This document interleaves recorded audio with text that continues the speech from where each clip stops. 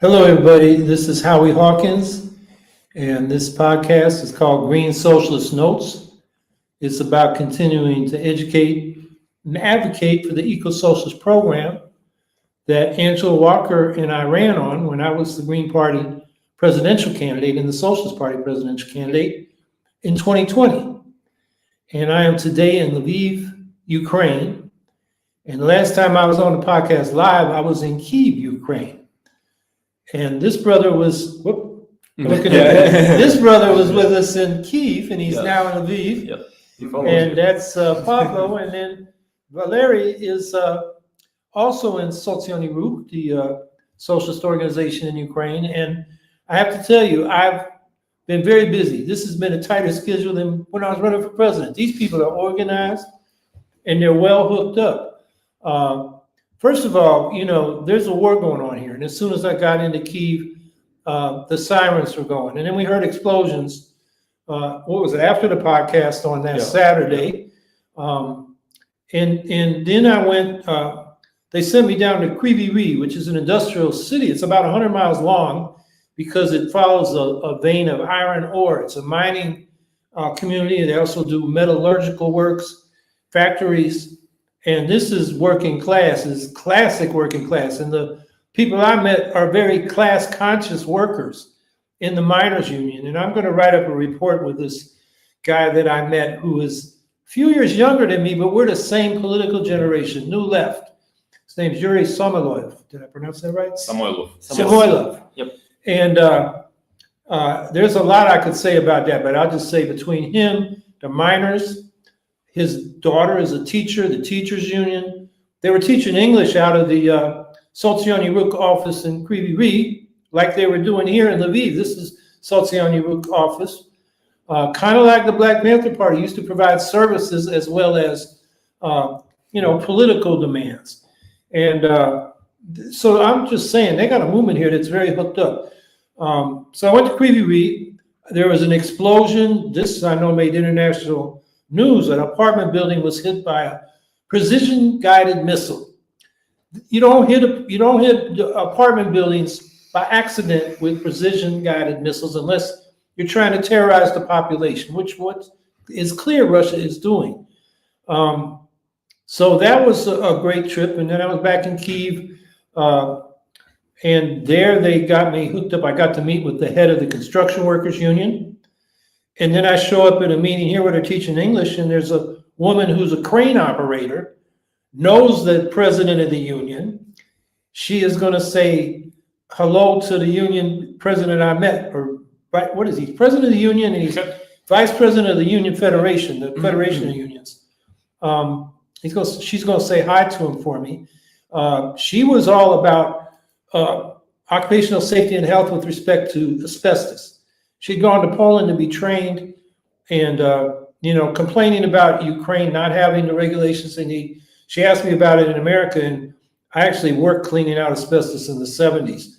I'm still worried about that because we didn't have the real safety equipment they got now, which she knows about, but most people in Ukraine don't. So anyway, and then I got to meet with the president of the Atomic Workers Union, along with his international affairs director, helping Dennis Bondar, who's a Ukrainian American in the United States, writing an article about the missing atomic workers. Russia took over the plant, and if those workers don't agree to become Russian citizens, get a Russian passport, they end up tortured, they may end up dead.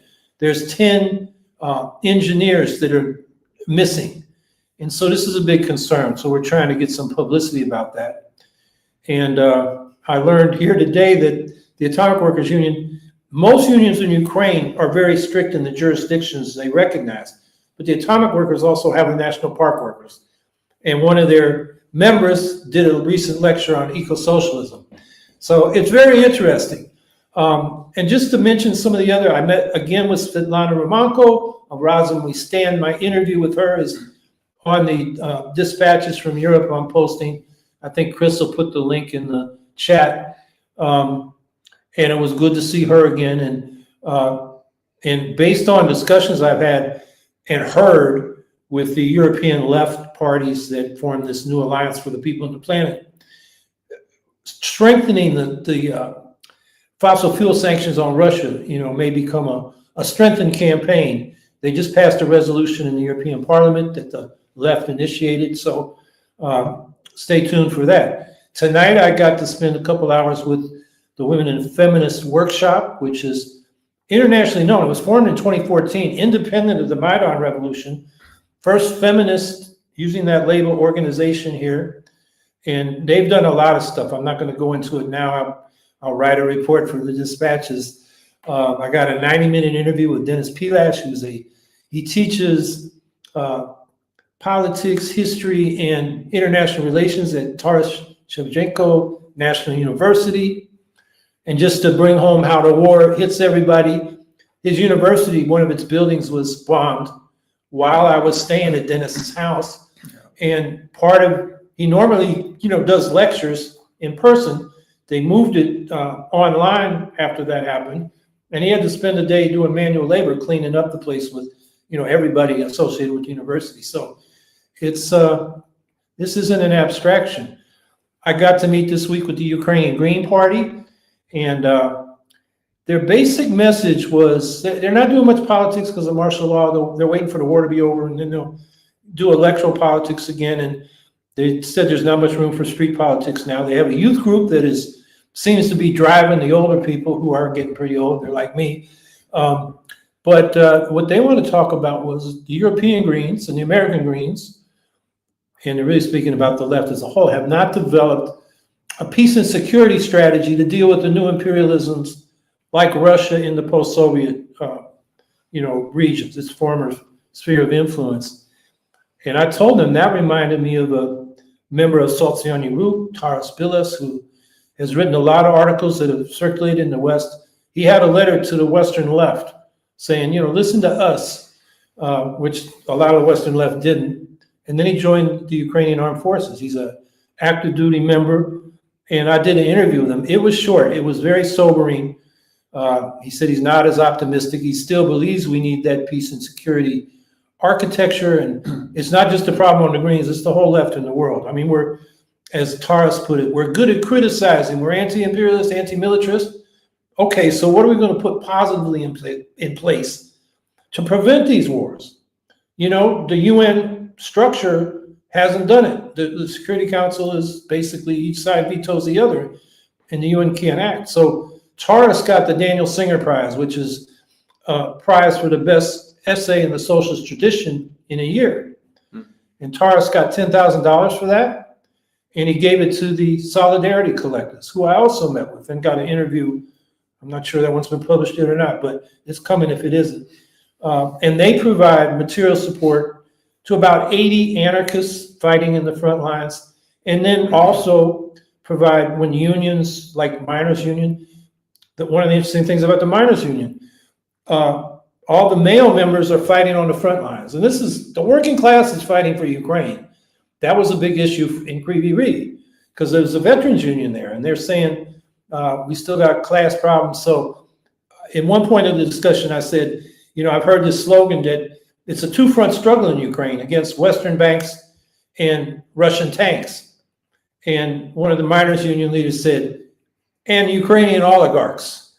And these veterans are saying, the oligarchs and the military commanders that are screwing up better watch out, because there's, the rank and file of the soldiers that are doing the real fighting, they may self-organize. And that's what happened in the Russian Revolution. That's what happened, and I was a part of it, to oppose the Vietnam War. That's why Nixon couldn't keep sending American troops. He had the Vietnamese war. So I got a lot to write up. So that's what I've been doing, and I didn't want to go on too long, and I didn't, because what made Taras Bilas's, the winner of the Daniel Singer Prize, the active duty member of the Ukrainian Armed Forces, so pessimistic is that Donald Trump won the American election. And he sees that as a big victory for the global right, which includes Putin, which includes Orban, which includes these neo-Nazis in Germany, the Alternative for Deutschland, and Marine Le Pen in France. The global far right is rising. And that's why Taras was very sobering. And it'll be a short interview. I'll get it up soon. But what I wanted to ask these comrades in Sotsialnyi Rukh. Okay, so what are people talking about in Ukraine now that Trump has won the election? So who wants to start? Pavlo? Okay, I'll take the initiative then. Well, yeah, Trump's victory was something I personally did not expect. I felt that the momentum was on Kamala's side, and we were also somewhat hopeful because we knew Trump's positions on Ukraine, which were really deplorable and really not based on giving subjectivity to the Ukrainian people at all, even maybe in the Ukrainian state at least. And right now, there was a recent interview by our president Volodymyr Zelensky to the national Ukrainian radio, where he said that without context, with Trump, the war will end sooner. But how it will end, that's another question. So that's also something that we need to take in mind, that Trump is really willing to be is a man who is quite transactional in his politics, and already there were leaks of a proposed plan. In Newsweek, there was a leak of a proposed plan on how to freeze this war once again. But with this new plan includes creating a buffer zone on the current front lines, which is around 800 kilometers long, which would be patrolled by European and British troops. But I don't know how valid is that plan, and how does he think he'll make Britain and the EU agree to it. But it's still about the same formula of freezing conflicts, which our region, Eastern Europe, has been experiencing for a long time. And recently we were doing a podcast with Alex Scrivener from Georgia, which is also in a state of a frozen conflict. Like, they still have the breakaway regions of Abkhazia and South Ossetia, who are still the de jure part of Georgia, but de facto they are an independent state. And also Moldova. There was Azerbaijan. There was the Nagorno-Karabakh Republic, and it's still something that Russia would really like to feed on to keep this instability persistent. And it is something that we don't want to allow. Lots of people in Ukraine want this war to end by gaining full control of all of our territories, including Crimea. And that's something that we need to tackle seriously when Trump is in power. Like, he's not the man willing to give power to give subjectivity to Ukrainian people. So that's something that is the most dangerous thing that we need to take into account. With Biden, it was so, but now with Trump, that will be completely geopolitical realism to its foray. Only big boys can decide what to do with those states. Maybe you could fill in more on this, Valeriy. Yeah, I think I totally agree with what Pavlo said.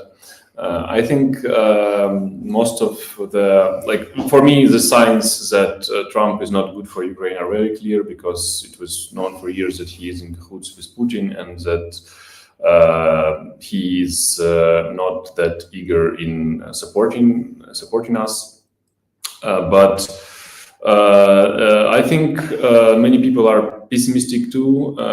Some people I've heard are trying to maintain some optimism, because they say that Trump is so unpredictable that we can expect almost anything, so we shouldn't take anything he says for granted. Maybe he says something just to get votes and then do something opposite. I'm not really sold on this, so I think it's more of a wishful thinking.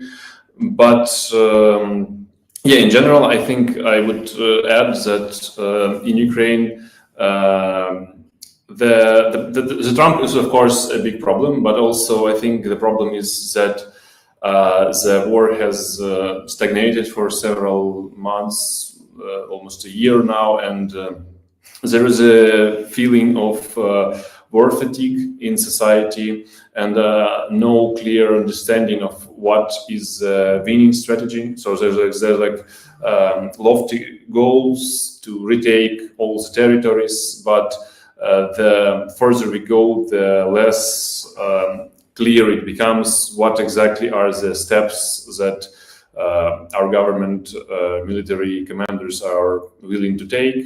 And I think the a victory plan that was presented by Zelensky, and it was criticized for lack of details in the realization, was an indication that there is no clear vision of or clear strategy on the Ukrainian side, and also it is felt by the regular people and soldiers and their families, because, for example, I'm involved partially in the movement for the strict military service terms, and these are basically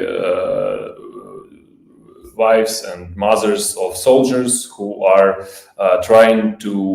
who are pushing the government to take some legislation to limit how much time a soldier can serve in the military, because now the people that have volunteered in 2022, like in the beginning of the war, they're still there. They're still in the trenches, and they are totally emotionally and physically deployed. Like they're very tired, and this is a huge problem because many of them, and there is no clear understanding when they can be retired, or at least get some extended period of peacetime to recover. So they're just there covering for all of us, and there's a huge dissatisfaction because of this from them, from their families. A lot of people are basically going from their military stations, just like leaving their military compounds and just going home, and this is a big problem. It's only getting bigger, and there's been some steps to do something in terms of limiting this time of for soldier can be on the front line, but still there is a problem that there is not enough people to cover the ones that will go home. So it's like a big systemic problem, and I think a lot of people are very they want to this war to end justly, but they also see that the people in command are not doing enough to make the war effort spread more equally on the society, to mobilize society in the right way, and to lead us to this victory. So there's like a big dissatisfaction, I think, from the people both on the front line and here. So if you look at Valeriy's identification, he's a Ludic Activist, which I didn't know it was. And that's an activist in gaming. So we broadcast this on Twitch. And so now you gamers out there that have been watching it, you've got a gamer right here. I don't know if you want to say anything more about that. Yeah, I can say a couple of words. I'm a game designer by trade, so I professionally made games, but at some point I left like corporate video game industry to be more involved in activism, and I decided to use my skills as a game designer to make games about political topics. So I make computer games and board games about class struggle, about workers in Ukraine, about war, all sorts of things. Yeah, and I'm trying to use this medium as a platform to talk about the situation in Ukraine. Do you have a link that we could put in the chat? Right now? Yeah, if you do. A link to your games? Yeah. Yeah, I mean, if people want to see a game about class struggle in Ukraine, yeah, and they can get to it by a link, you can type it. Let me, you just continue talking, I'll find the link and Okay. I'll push it. All right.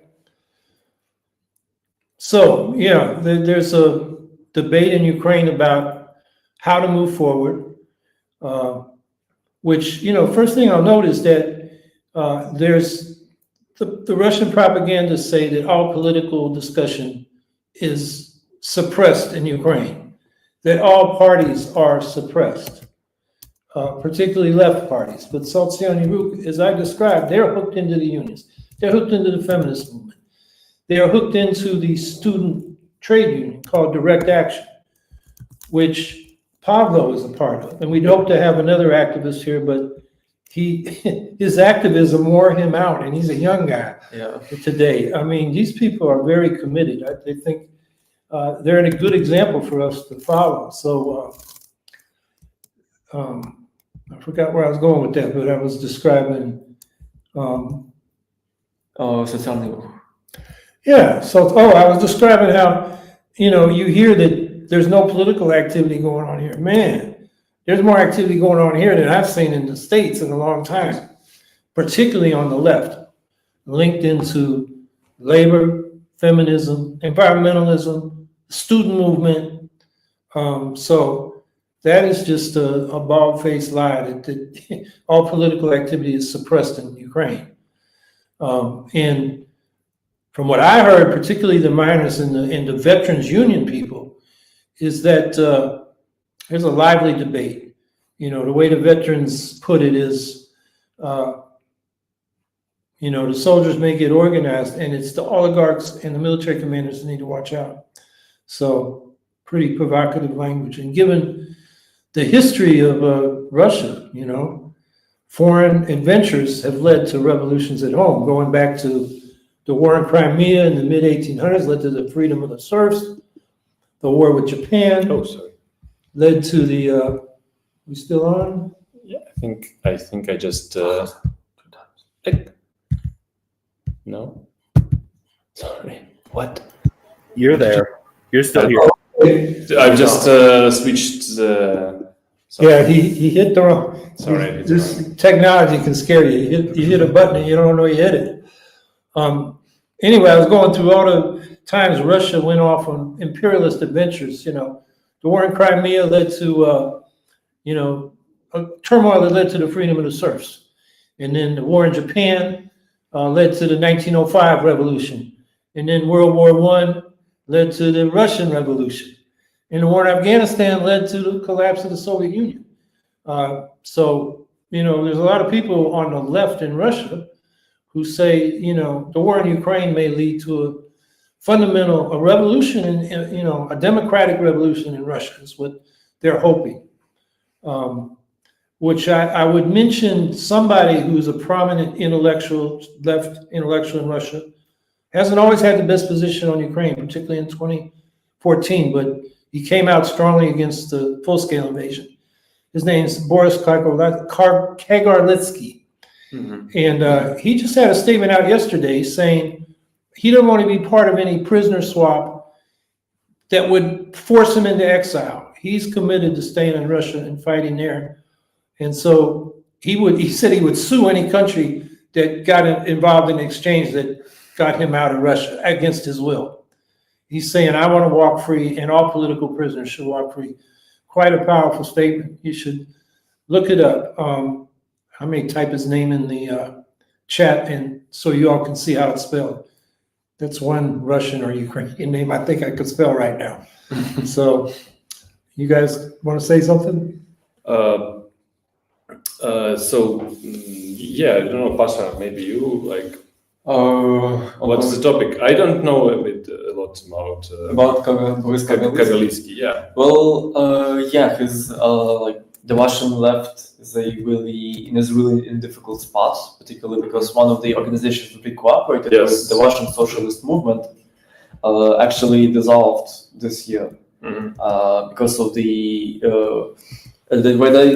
dissolved because they were given the so-called foreign agent status, which really crippled their activities, and because of it, they decided to dissolve, and the activists spread out basically. And then you have Boris Kagarlitsky, who is one of the I think he's the most famous Russian leftist right now, and he has really lots of interesting ideas about Marxism, and now when he is in this position of political imprisonment.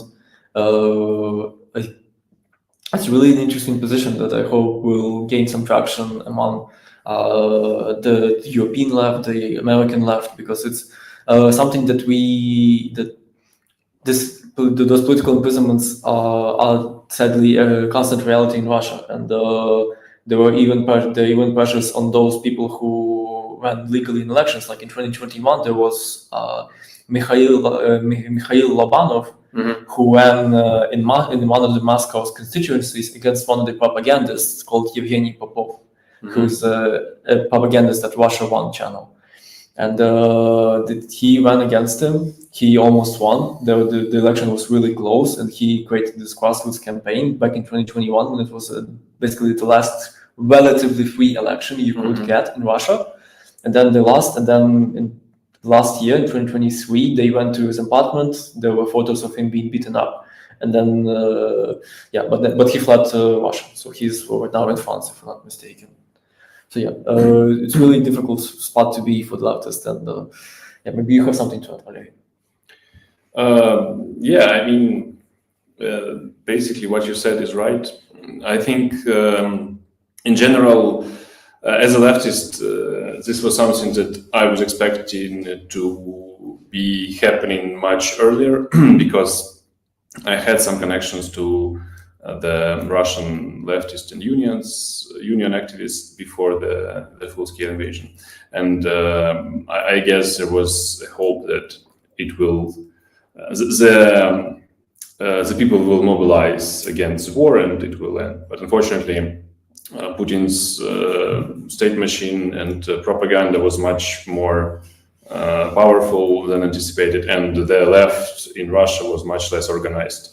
Not organized enough to get any kind of resistance. So partially, I think, because they are too split on the Stalinist issue and like on the Ukraine, how to treat this. I've heard a lot about, from some leftists in Russia that, we shouldn't partake in it, we shouldn't take any sides in this imperialist conflict. So for me, this is a challenge for Russian left, of course, and I will see what comes from it.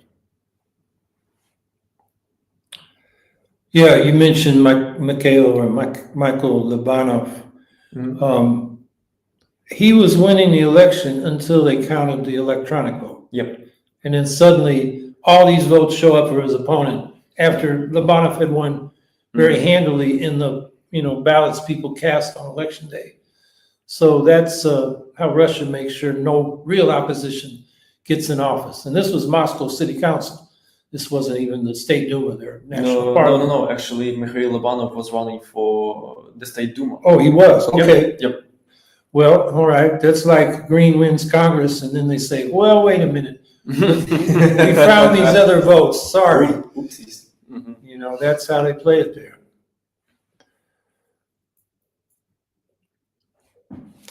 So, I wonder if we got any questions that come in.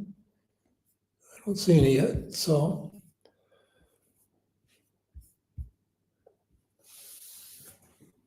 So what did I hear about? I heard, when you were talking earlier about, Russia occupying parts of other countries like Georgia. And Abkhazia was one of the areas where Russia is the only country in the world that recognizes Abkhazia as an independent state. It's a province of Georgia. And this week, I think it was yesterday, or maybe the day before, the people of Abkhazia stormed their parliament because the parliament passed a law enabling Russian investors to buy up the rental properties and the housing in Abkhazia. And the people said, no, that's going to drive us out of our homes. It's going to drive the rent and home costs too high. And, Russian investors and tourists are going to drive us out of our homes, which is interesting because Abkhazia, it's ethnically different than the Georgians. So, there's that tension with Georgia. But this time they said, Russia stay out, which is interesting because Russia militarily is there. And, those kind of conflicts in this part of the world, it takes a while to get a grasp. And, from my observation, Russia uses those divisions to its advantage. It's a divide and rule strategy. I don't know if you guys want to correct me, but that's how I see it. Yeah, I mean, well, we know this narrative very well because this is basically how the 2014 invasion was framed all this time, and like how it was presented and is still presented as this sort of just this grassroots resistance, and Russia has nothing to do with it. So I think this is part of the strategy, definitely, that they're using. But for example, like I've been to an event recently that was about the a documentary about Donbas women who were volunteers and activists during the 2014 when their city was occupied. It was the city of Kramatorsk, which is in Donetsk region. So, and they were very vocal, pro-Ukrainian. They organized marches, they organized resistance, they organized volunteer work for the soldiers, for Ukrainian soldiers. And they were very vocal about their position, and they were very, there was a visible Ukrainian resistance, and a lot of people actually were very against this invasion and saw this as an invasion.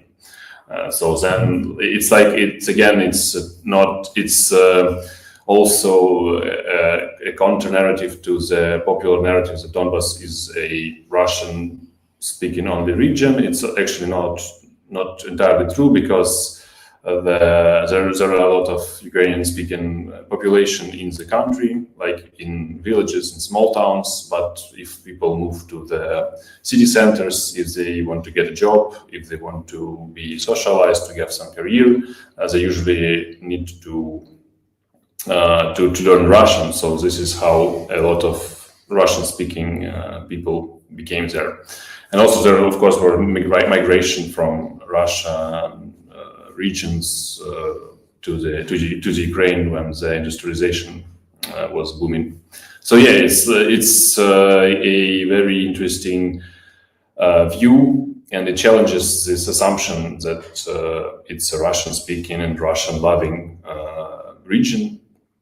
It's actually much more complicated than this. Yeah, it's really much more complicated. I was really surprised by that upheaval in Abkhazia, to be honest, because even I was reading Ukrainian news and there were positive reactions to this. And I was like, whoa, Ukrainian people like when Russia loses someone, because people have this notion of Abkhazia being somewhat related to Russia. But now, with this, thanks to those news of parliament storming there, they were quite enthralled by this, and it's something that isn't really analyzed in depth, because like Abkhazia is a good example of those tensions going against Russia. But I was familiar with the situation in so-called Donetsk and Luhansk People's Republics before 2022, before the invasion, the full-scale invasion, where any dissent was quickly suppressed by the state apparatus of the so-called people's militia. There were no talks about any strikes, for example, for miners, or like there were. I think that I've heard about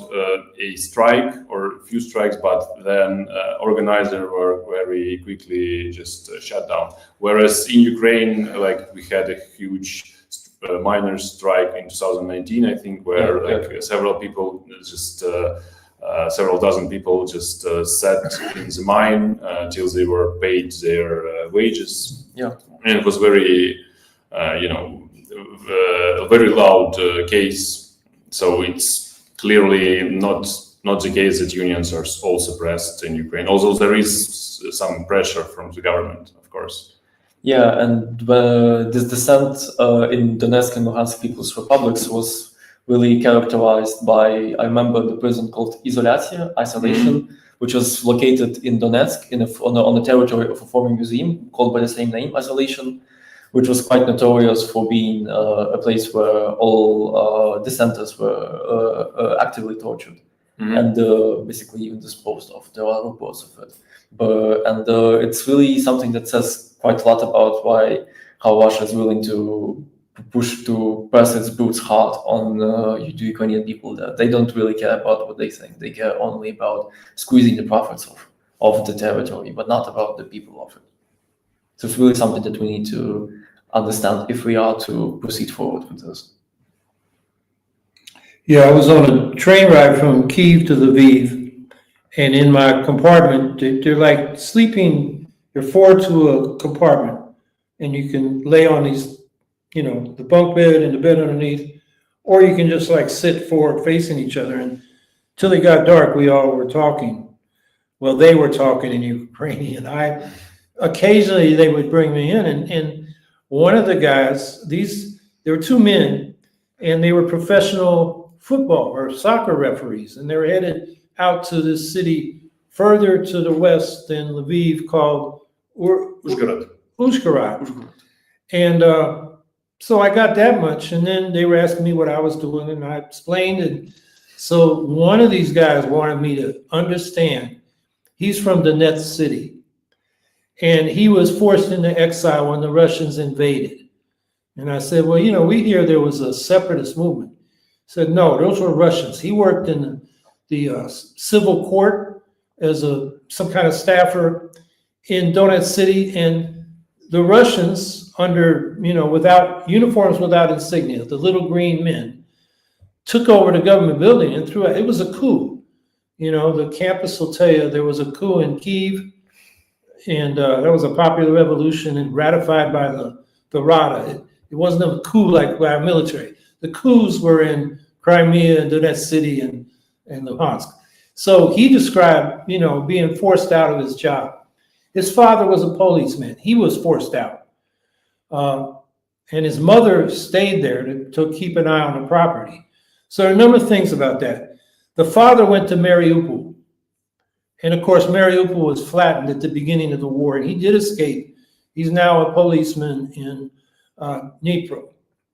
The referee got from Donetsk city to Sloviansk, but that was too close to the front lines for his wife and kids, so they moved to Dnipro, and he eventually got to Kyiv.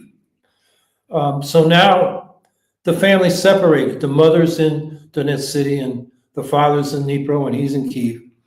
And the other thing he wanted me to know is that Donetsk city, which has been within artillery range of Ukrainian armed forces since 2014, is standing. It's not being bombed, but the cities Russia attacks, like Mariupol, Bakhmut, Avdiivka, and all these other cities, Russia takes them over by flattening them to the ground, like Israel flattened Gaza to the ground.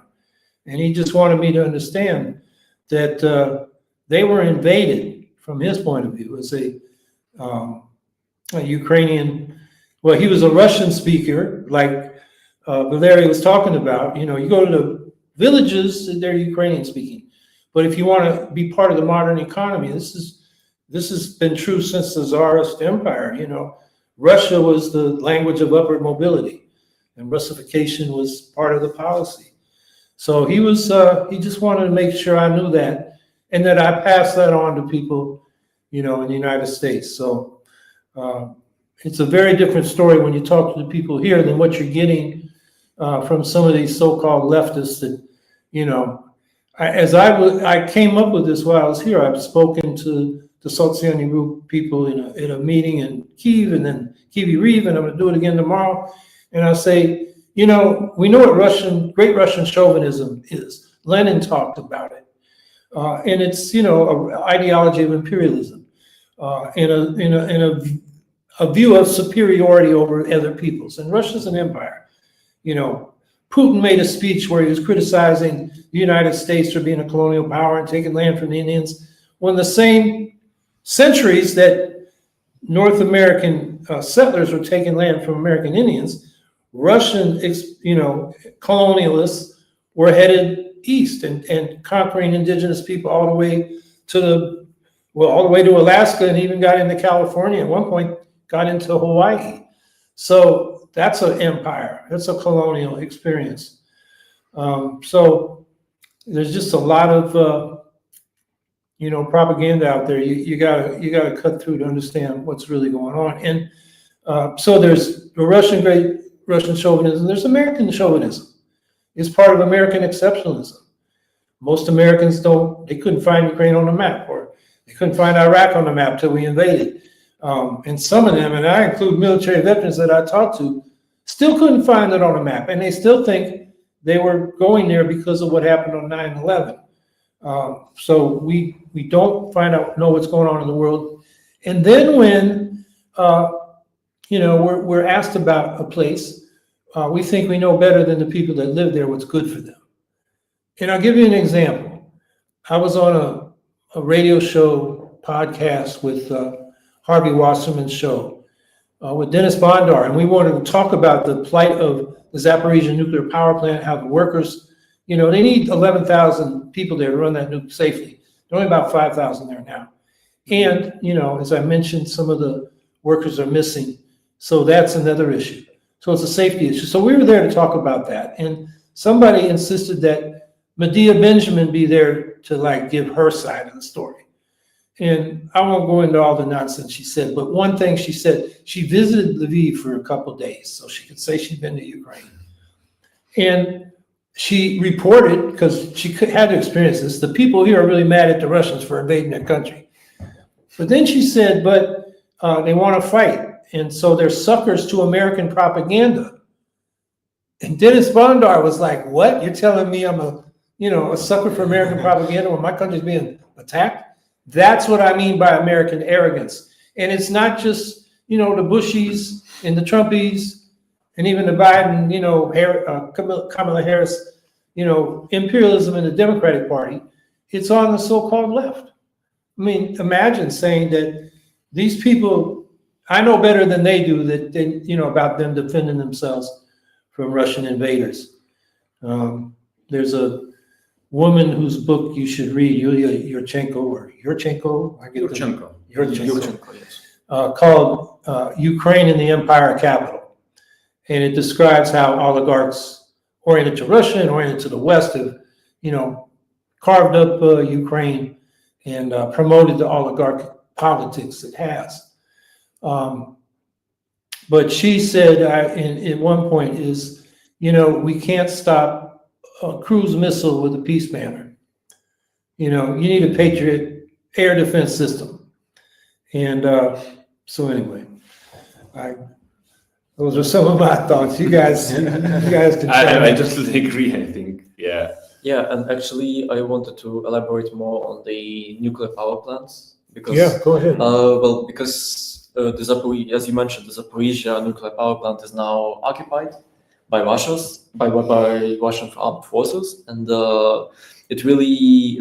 this is unprecedented. When a nation state occupies another country's nuclear power plants, because since 3 Mile Island, since Chernobyl, we really want to be too safe on nuclear power plants, and that's a good thing, because nuclear power plants are really in a difficult spot for not just the world, but also for the green and leftists as well, because they are green. They don't produce a lot of CO2, just a small amount, really tiny amount.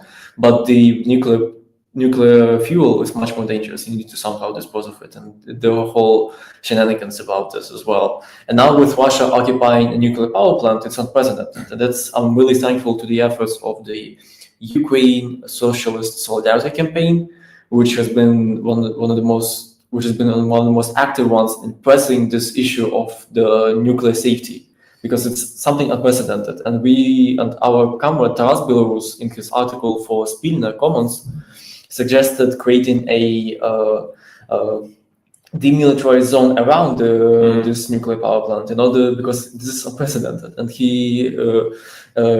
we need to really think hard on this. And this I don't know if even Trump knows about the Zaporizhzhia nuclear power plant at all. Yeah, this is. I would be surprised if he doesn't. I just wanted to reiterate about why Trump becoming the president of the United States is so worrisome.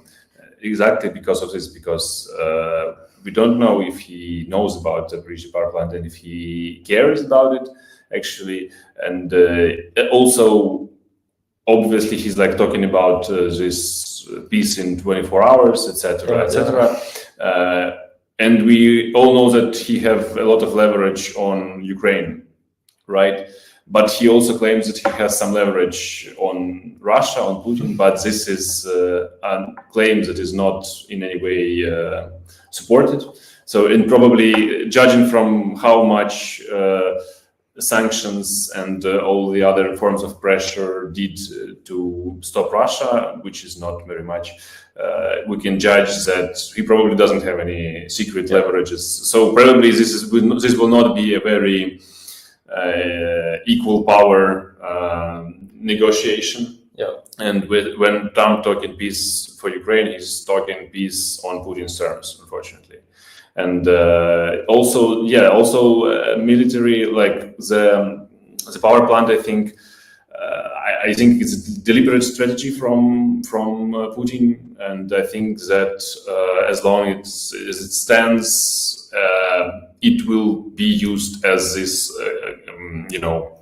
basically hostage. It's a useful hostage. You can capture this object and you can terrorize the entire continent with your schemes. So for a terrorist state like Russia, for an imperialist power like this, it's a very useful, point to manipulate and push forward the agenda. Yeah, and that is coming from the member of the United Nations Security Council.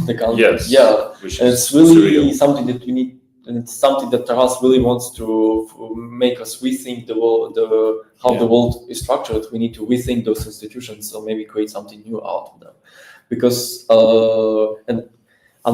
for this green thing, I'm really hopeful because. Right now, Howie mentioned the European Left Alliance for the People and the Planet, the new European political party that was established recently. And actually, recently there was a vote in the European Parliament on a resolution to ban Russian shadow fleet that delivers oil to countries. Like, it's not Russian ships.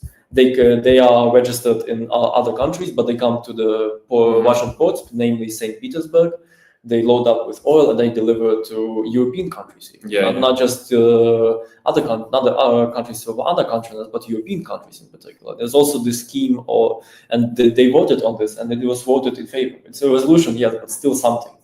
There is something of a call to punish Russia financially for continuing this fossil fuel business, which is also being conducted through Azerbaijan, through which they deliver the liquefied natural gas. Like they registered formally as Azerbaijani companies, through shell companies, and then they delivered through pipes or maybe ships to European markets as well. And recently, there was on the 7th of November, there was an event by the British from the Ukraine Solidarity Campaign about the impact of the election, and there was the Tanya Verkhovsky. She's a senator. She's a Vermont state senator, and I was asked a question about this. If it's possible to reinvigorate the American left to support Ukraine by exposing the Russia's persistence in earning money from fossil fuels, namely liquefied natural gas and oil. And she said she's quite optimistic about this. So I think that's something we could also press on, like make Russia, focus on the point that Russia is not a green country. Obviously, it makes money through liquefied natural gas and oil, and we should press hard on this. And we can also add in nuclear terrorism, basically. Yeah, but Tanya Verkhovsky, she's a state senator from Vermont Progressive Party, TSA member.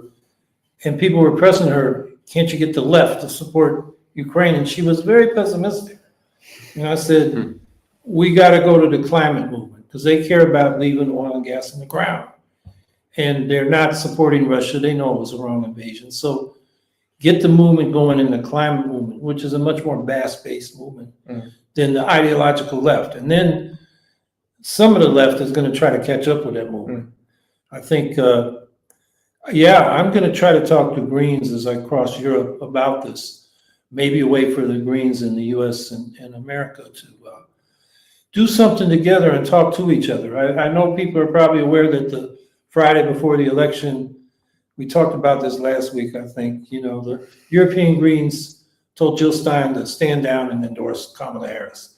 The American Greens fired back an open letter saying no. And I think both sides had good and bad points in their letters, but the main thing is, why the hell are they sending open letters to the media when they haven't talked to each other in years? It's just not an effective, productive way to, conduct politics. So I think working together on this fossil fuel embargo of Russia is something that ought to be right up the alley of Green parties for both climate and anti-imperialist reasons. Oh, there was a comment from Chris here. Chris Blankenhorn. The US left supports a lot of petrostates. There is also a question, I think, in the chat. Any thoughts on the Russian economy? Do you guys feel, Harm the war effort or not? Oh, like pressing with sanction, would it harm the Russia's effort? with the oil and liquefied natural gas sanctions? Yeah, for sure. Yeah, Because that's the liquefied natural gas and oil has been the main source of revenue since the 1990s when the Soviet Union dissolved. And it's been at the center of everything in Russian politics. Like I remember, like during the 90s when Boris Yeltsin came to power, he tried to control those oligarchs somewhat, but he didn't. Then Putin came, he took on a more hands-on approach, and he basically squeezed those oligarchs and helped those who were loyal to him and destroyed those who weren't. And all of it centered around controlling those resources that were sold out. I saw the slogan, "Vote Green Socialist," or is that? Oh, that's our own. yeah. I thought you had it on one of your posters. No. I said, okay, well, It could have been here. it would have fit right on it. Yeah. Okay. Okay, so I think like by directly going to this, we can harm it, because usually those sanctions have been quite indirect. They were only centering or really some small things, but not directly the main source of revenue. And I also mentioned Azerbaijani companies for a reason, because they help Russia deliver liquefied natural gas, because of this sort of shell companies, and they are not sanctioned, and they're somewhat out of sight for the United States and the European Union. So we need to really press hard on this. Otherwise, there is no sound solution to the war. Yeah, totally. I agree. Yeah, and we got some people in the American left that say no sanctions against anybody. And then they also, as if they don't believe that, support BDS against Israel. I come out of, the anti-apartheid movement. The sanctions against South Africa made the white ruling class there decide, did they want to stick with their apartheid and be isolated from the world and the world economy, in which they were making money, or did they want to join the modern world and continue to make money? And they decided, the sanctions would get in the way of making money. So they changed their policy. They got rid of apartheid. I think that kind of leverage on Russia, would pressure them to withdraw and leave Ukraine be. There is a place for sanctions. I think the U.S. unilaterally imposes a lot of sanctions on a lot of countries that don't deserve it, or it's proven counterproductive. Like, the embargo on Cuba, that's going on 60 years. And it hasn't, opened up the politics of Cuba, the democratic rights. All it's done is impoverish the people of Cuba. So, it's time to say that didn't meet the objective of political liberalization. Stop it. And maybe what Obama did a little bit of, which was, open up, tourism and trade a bit. And, one hope there is that as both sides get to know each other better and develop relationships, the tensions will ease. And then the Cuban ruling class won't have the excuse of American imperialism breathing down its neck to be repressive. It'll become less viable. So anyway, I think sanctions are a case-by-case thing. It's not good or bad. It depends on the situation. I think we have another question in chat, but I don't know if we should answer it because I don't know anything about You North haven't Korea? heard of it? North Korean soldiers getting addicted to Okay. Is that a thing in the news? Yeah, well, yeah, there was a news report. Like there are around 10 to 11,000 North Korean troops who are due to serve, who are due to participate in the Russo-Ukrainian war. And there were reports that because they got access to internet, wherever they were stationed, they decided to utilize the free time to get addicted to porn. Yeah, and it really is a weird thing to me because there was lots of fear mongering around North Korea about it being obviously about it being a nuclear state, conducting nuclear tests quite closely to Japan's territorial waters, but its military hasn't been in real combat since the Korean War, which has been around 70 years ago. So there were all. There is something that I'm really afraid of, that the North Korean military might gain full-on military experience. But not now. They are getting to feel the free world, all those restrictions lifted off. So maybe there could be lots of deserters from this military, because in Russia, Russia is not North Korea, at least not yet. Yeah.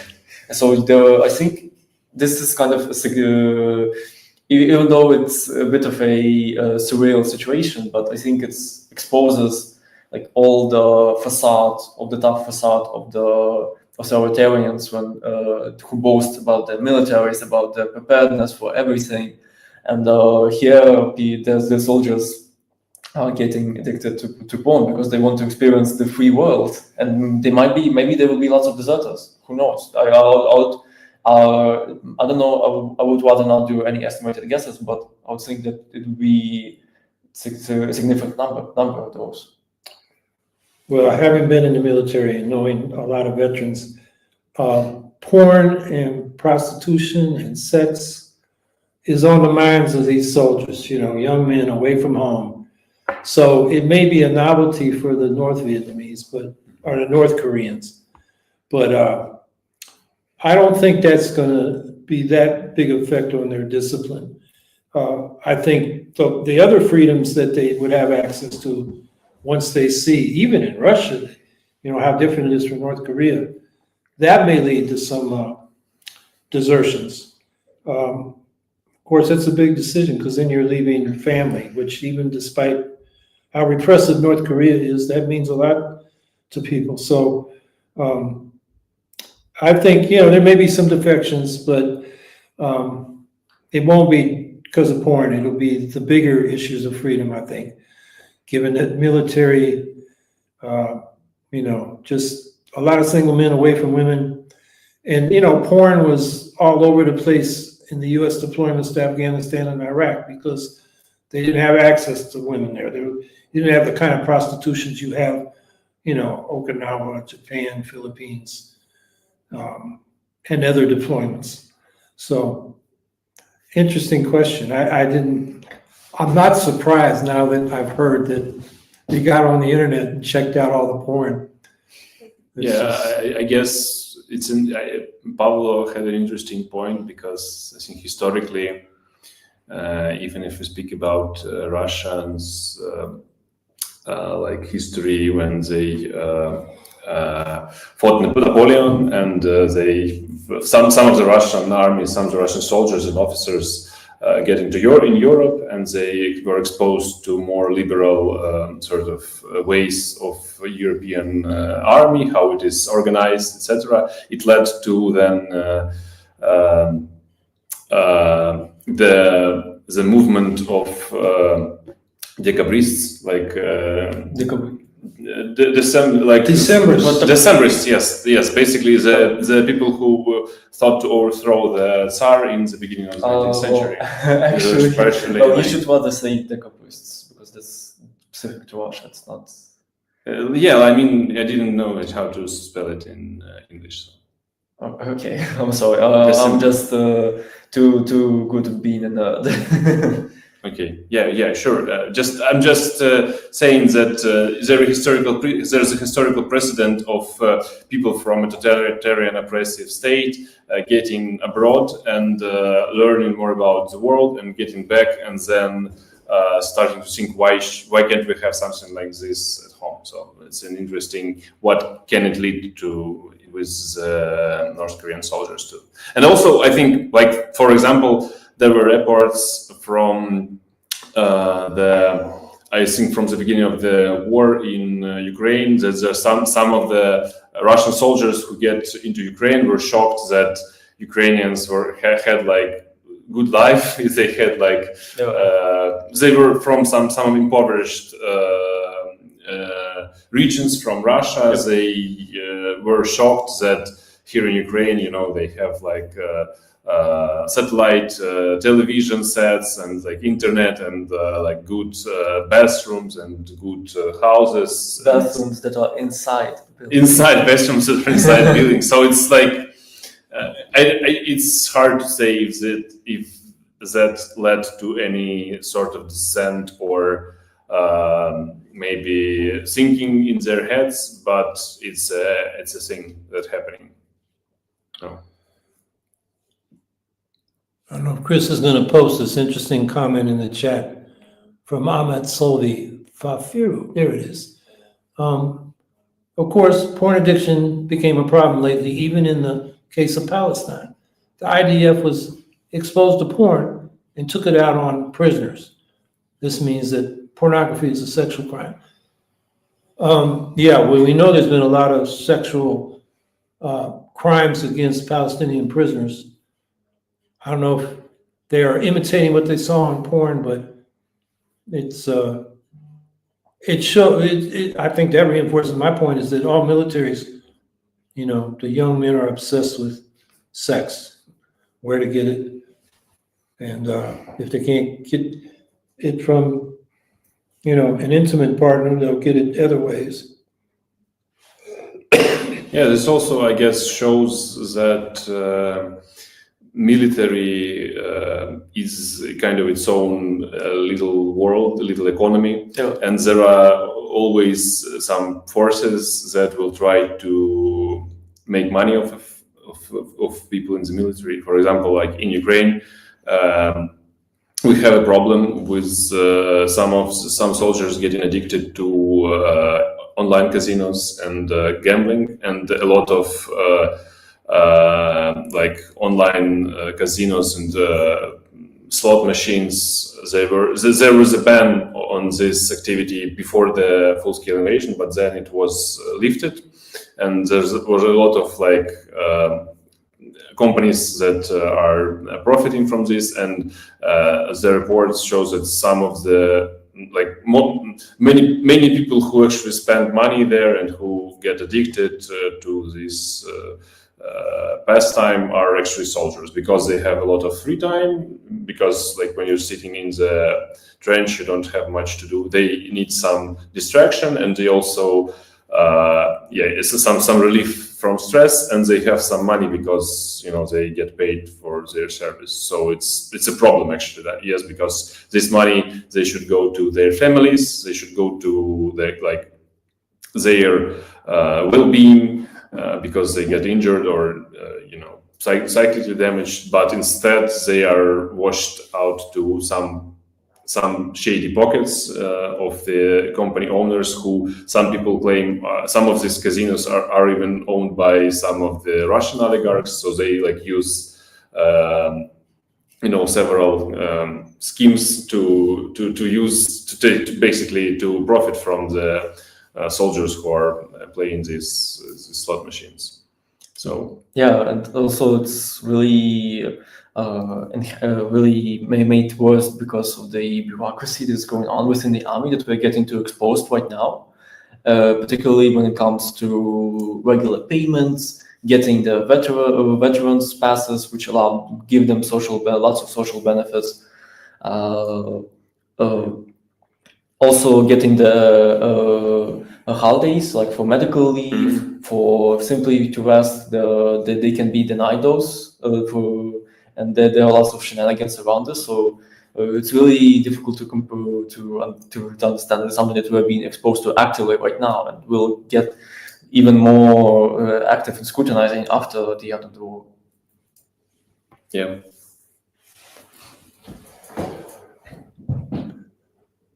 So I think our hour is up, yeah. And Chris usually puts up that. That's the sign.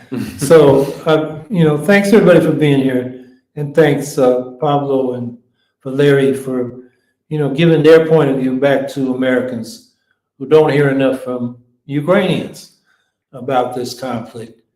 And hopefully people learn something.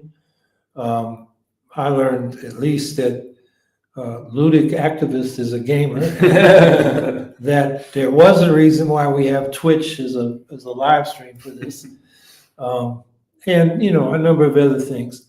So in the next week, I'm going to be here tomorrow in Lviv, then I'm going to Poland and then to Germany. So I will be doing this podcast from Germany. I will speak hopefully with Green Party people in Poland and also people with Lubica Razum, United Left. They are in the parliament, sort of Greens, different coalitions. The left group is more to the left. They're eco-socialists. The Greens in Poland seem to be more a liberal environmentalist party. And then in Germany, I am going to speak to members of Die Linke, the left party that just had a right-wing split from it. The Sarah Wagenknecht Alliance actually had a good return. They're kind of a diagonalist red-brown movement. Red on the outside, socialist, trappings, but brown on the inside like a rotten apple. And so brown for fascist. So, they're anti-immigrant, they're anti-climate action, they're anti-Ukraine. And they're basically kind of acting like Trump. They're going to defend the old white workers of Germany against the immigrants and the climate activists. It's, a sad situation. So I'm going to meet with Die Linke that didn't go that way. That's the left. And meet with left-wing trade unionists. I'm meeting with a Georgian activist who I talked with some of her comrades I was in Georgia, but she's in Germany. And then and I'm going to speak with, we've had Nidal Boutari on this podcast, the Palestinian raised up in Syria, who has an interesting story about being in the the Palestinian refugee camp in Syria, Yarmouk, and having his grandfather's home blown up as he participated in that uprising. So I'm going to meet with his people who were in Berlin. And in the Greens, they talking about meeting with this person or that person. Nothing's confirmed, but I really want to do that because, as I mentioned, that exchange of letters, we got to start talking to each other. And what I'm hearing is that letter from the European Green Federation or Party, the German Greens really pushed that, certain leaders. So I hope to do a little citizen diplomacy. I don't represent the Green Party officially. Yeah. But I've been around, and I think I can make some ties and start some conversations. So the podcast next week will be from Berlin, and I don't know who I'll bring on, but I'll probably bring on somebody, and we'll continue this conversation. So thanks everybody for being here. Yeah. Thank you for having us, and thank you for the work you're doing. Okay, well, thank you, and thank you for the work you're doing here. As I said at the top, the kind of organizing you're doing is a good example for what we should be doing in the U.S. Building links between these movements and doing education, political education. I mean, these people in Ukraine, they're teaching each other all the time. And we got to be smart if we're going to beat the to capitalists because they hire smart people to publicize for them and manage the system. And, they're just not going to be, they're not going to fall over for us. We're going to have to be smart and strong. So, so that's maybe the thing to think about this week, and we'll see you next week. Yep. Yep. Stay Goodbye. strong, everyone. Stay strong.